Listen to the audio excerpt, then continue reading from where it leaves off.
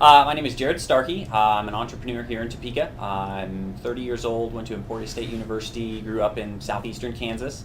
When I was really young, my mom was a court reporter, and so she had a computer, and I was always fascinated with it. And went to the library, I think, when I was 6, and bought a book on basic computer programming, and with my mom's help, did a little development when I was really young. Kind of kept with it as I got older, and have turned it into a career. So it's a true passion of mine. In 2008, I founded Lamp Development. We do high-end IT consulting and software development. My business has kind of evolved. When I started out, I was helping more with management consulting, doing reviews for contracted programmers that were third party for some of my clients, helping hire internal staff, helping with overall IT strategy. And now we've really focused in on just doing the custom software development. That's where our greatest strength is.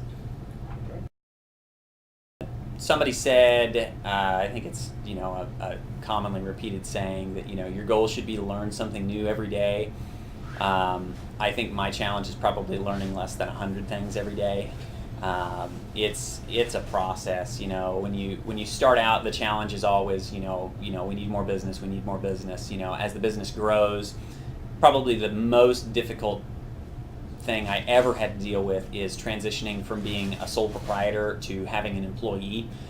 If you think about it as, if you are self-employed and you are staying busy all the time, that means, there's 100% of the work that one person can do. Well, when you hire someone, that person's going to start out and they're not going to be independent. If you look at it from an interdependency model, they're going to be dependent on you to do all of their work for the first several weeks as they learn it. So for that period, you basically have to commit yourself to doing 200% of the work that you're already doing, and then that scales down over time. That's been a real serious challenge. I've told people that they should write books on how to transition from one person to 2 employees. As the business has grown, it's become more strategic. What direction do we want to take the business? What business do we want to start saying no to?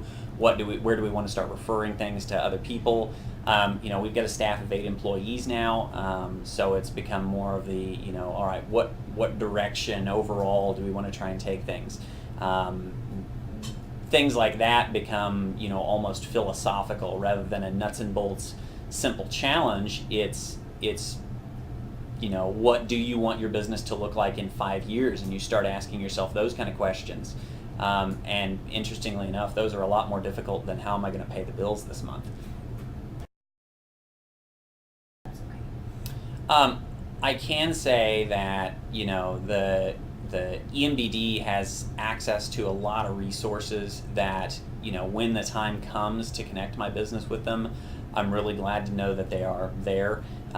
They have a loan program that's set up and in place. They have lenders lined out who are willing to talk to small businesses. And to date, I have ran my business without having to incur any debt. We've ran everything off of cash, which philosophically I feel like is a really good thing.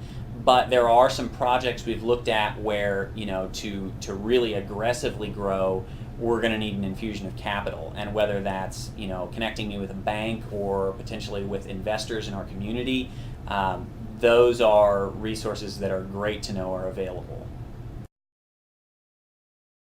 I think that anybody who starts a business needs someone that can be objective and level-headed, that they can bounce ideas off of. And Glenda has been a really, really good resource for that. I can talk to Glenda and ask honest questions and know I'm going to get honest answers. And if she's not the right person to give me that answer, she's going to point me at someone who she thinks will be able to help me. And that's a tremendous, tremendous benefit. If people are interested in starting a business, I think that one of the best things they have to look forward to is the opening of 712 Innovations in the beginning of 2015. I've been a part of 712 Innovations since its inception, since it was just an idea in a couple people's minds. and I've been privileged enough to be able to help on the project. 712 Innovations is going to be an amazing resource for our community that not any other community in our nation can say that they have access to. It's a combination of co-working and a makerspace. So not just a place where you can interact and mingle and develop those relationships with other entrepreneurs and build that support network, but a space that's focused on being productive and actually getting things done at the same time. I think it's going to breed a really, really, really great culture of innovation in Topeka, and I would encourage people to participate in that.